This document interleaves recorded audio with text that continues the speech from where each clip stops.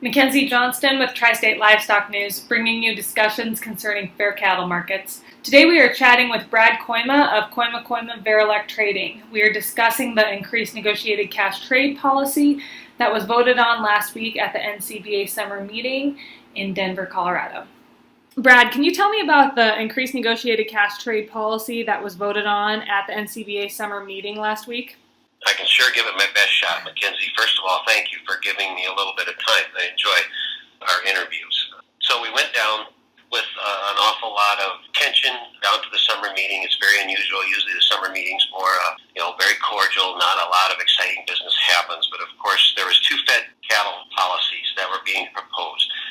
One by a coalition led by the North, which was Iowa, Nebraska, Missouri, and one of the Texas groups, the Texas Stock Growers Cattlemen's Association. That would be the group of the Texans that are their cow-calf people. There are two organizations in Texas that are members of the NCBA and have votes. So we had something like 25 or 26 states signed on to the, for lack of a better term, the Northern Fed Cattle Policy, which was a policy that saying that the NCBA would support a regulatory or legislative solution to increase the number of negotiated cash trade up to a robust number. We can talk about that. A robust number that's established by current research that's being supported and funded by the NCBA. So that was one policy, to go ahead and say, yes, we will accept a government-mandated or a regulatory, legislative influence on making sure that the number of cash trade by region, by plant, is increased to a better level than what it is today. The other folks' policy had some similar wording, but was noticeably absent of anything that would allow for any kind of regulatory or legislative mandate. They kept talking about, we're going to work harder and we want to move this together and we want to trade more cattle and we all understand how important it is. Kind of some of the same stuff that we've heard for years, but, was completely a voluntary program and one with no stick, this is going to make it happen. And Mackenzie, honestly, I think there's a number of people in that group that would be happy to do it, but you have to have a packer that participates too. Right. You have to have a packer that's willing to have bids out there, willing to have a negotiated grid bid. So it's a complicated question. So you mentioned robust market. What defines a robust market? So robust price discovery, the scholar that has a great deal of respect within the NCBA is a guy named Dr. Stephen Kuntz from Colorado State University. He has done the most extensive research on econometrics of the cattle business. Those are his words. So he has actually, dug down somehow and come up with different numbers by region of what in his studies show that this is the kind of number that we need to have robust, or in other words, very, very good price discovery. Less numbers, you have poor price discovery. I would say you also have poor prices. He might argue with me on that. So he can dial down all the way, for instance, to say that, in Texas, you need to have about 14,000 cattle per week. In Kansas, you need to have 22,000 per week. In Nebraska, it's another number, and in Iowa, it's another number. Iowa and Nebraska don't have any trouble meeting those. I think that Texas has met that number 9% of the time in the last 10 years. 9% of the time, the last 10 years. So they've got a long way to go. So that's what robust price discovery is actually based on the study. Now, that robust number could theoretically change. You could get more up-to-date research, which I would welcome, because his research is at best 4 years old, and in some parts of his research is all the way back to 15 to 18 years old. But so that should be something that we should also be pushing the NCBA to continue to research what that really is and what that needs to be in terms of having fair, robust pricing. But that's how we get to that language of robust. So it's actually a number, and it's actually based on research. And that was obviously one of the big challenges. Iowa cattlemen's support the 5014 bill, but one of the arguments is that, show me the research that says that 50% is the magic number. Well, there hasn't been any research done in that regard. So even though I support the idea completely, you still have to argue it, and you still have to get votes, and you still have to figure out a way to move ahead with some compromise. So in your opinion, do you think that after these 90 days pass where the market is supposed to correct itself, do you think that it will correct itself, or do you think we will end up needing a legislative or regulatory mandate? First of all, what's going to happen next is there's going to be a group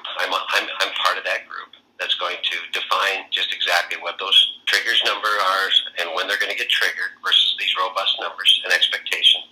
And then what the window is after that for, okay, so now voluntarily this hasn't worked.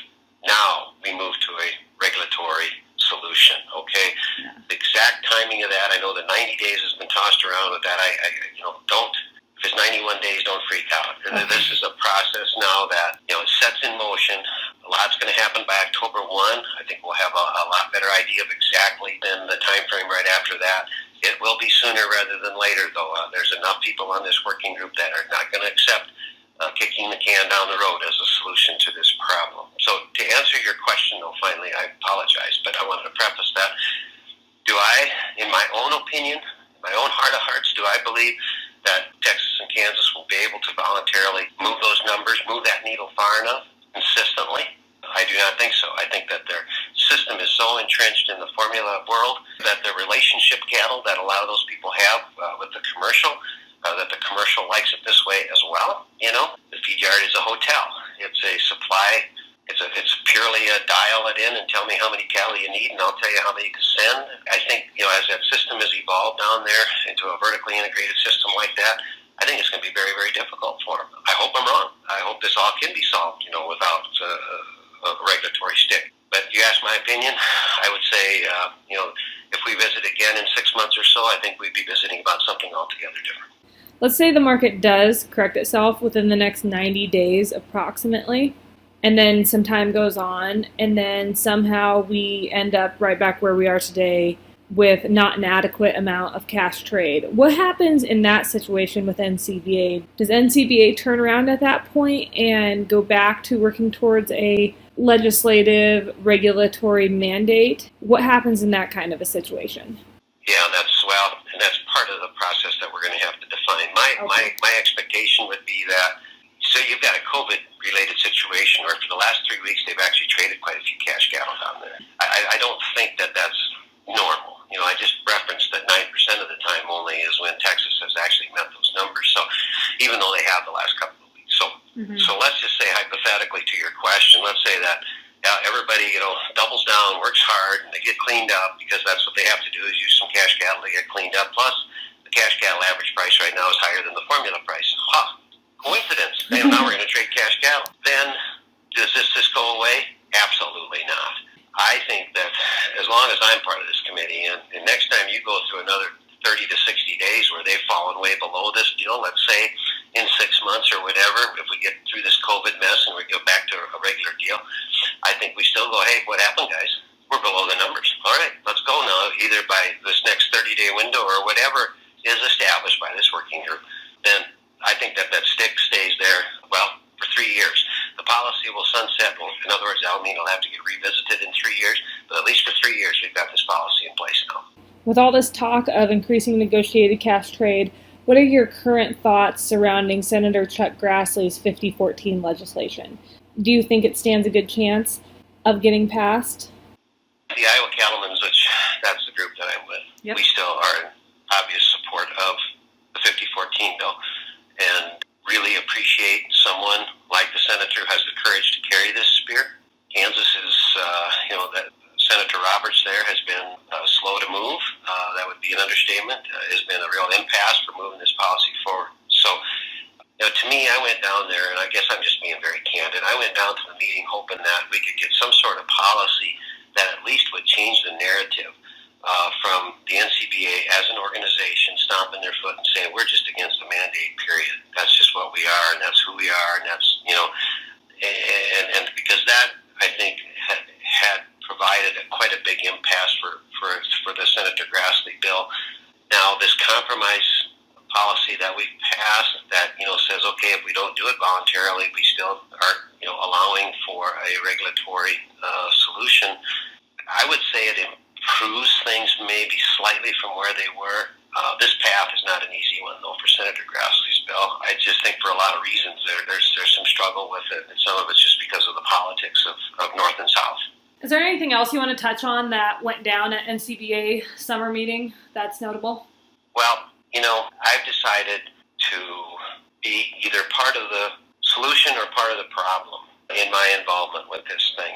And I suspect that many of your followers view themselves the same way. But for those that don't, I would encourage you to get involved.